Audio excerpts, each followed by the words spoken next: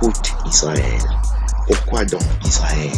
Pourquoi es-tu exilé chez tes ennemis, vieillissant sur une terre étrangère, souillé par le contact des cadavres, inscrit parmi les habitants du séjour des morts?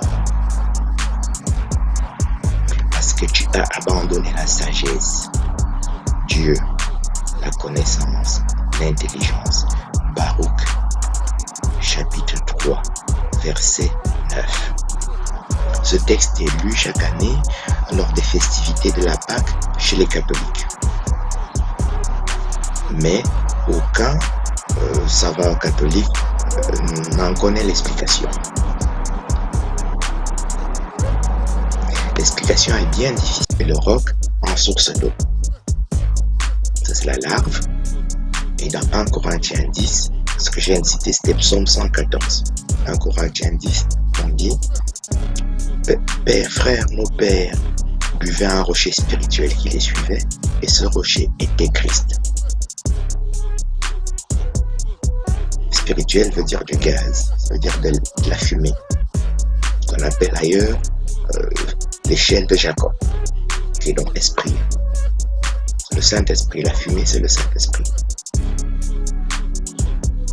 C'est le même volcan que l'épouse voit dans Apocalypse chapitre 9.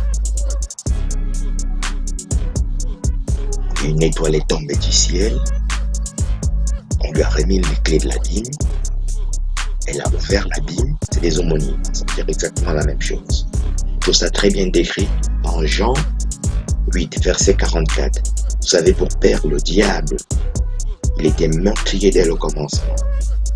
Il ne se tient point dans la vérité, car il n'y a point de vérité en lui.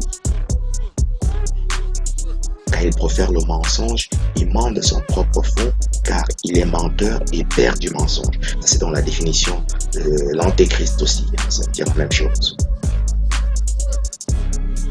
666, antéchrist, nombre de la bête, etc. C'est une seule chose, il n'y a pas 10 000 choses. C'est la trinité de la bête. La trinité, c'est 3 en 1, comme c'est décrit dans 1 Jean 5, versets 5 à 8. Première épître de Jean, chapitre 5, versets 5 à 8.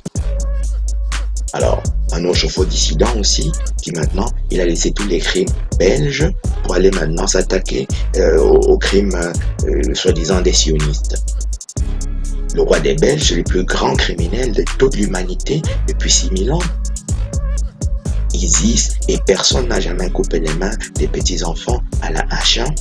Quand vous regardez, ils n'ont même pas coupé comme les musulmans coupent au couteau, en passant par l'articulation. Ils ont coupé à la hache et à la machette. C'est pour ça que vous voyez un biseau, que c'est oblique comme ça. Personne n'a jamais fait ça. Donc si quelqu'un laisse le crime des Belges pour aller maintenant se faire passer, soi-disant pour combattre et défendre les Palestiniens, vous pouvez être sûr aussi que c'est un faux dissident. Nous allons développer tout ceci dans la vidéo prochaine. Nous avons vu des diapositives qui montrent que Psaume 83 décrit ce qu'on appelle le complot. Psaume 120 décrit aussi ce qu'on appelle le complot, qui est dirigé par Méchec. On sait ça dans Ézéchiel 38. Ézéchiel 38 nous apprend que Méchec, faux Ashkénaz, faux juif, c'est lui le chef du complot. C'est lui aussi le chef de ce qu'on appelle la cabale juive, qui est dans cette franc-maçonnerie-là, et tous ces faux dissidents en sont. Le baptême de Clovis a lieu 500 ans après le baptême de l'Éthiopie. À cause du discours de Sarkozy, Dakar 2007, il y a une affluence inimaginable de toute l'Afrique, dans toute l'Europe, qui va détruire toute l'humanité à cause de ce mensonge. Partagez cette vidéo parce que seule la vérité peut sauver l'humanité. Vous devenez ainsi Jérusalem, qui s'appelle vérité et justice. L'autre, c'est Babylone mensonge.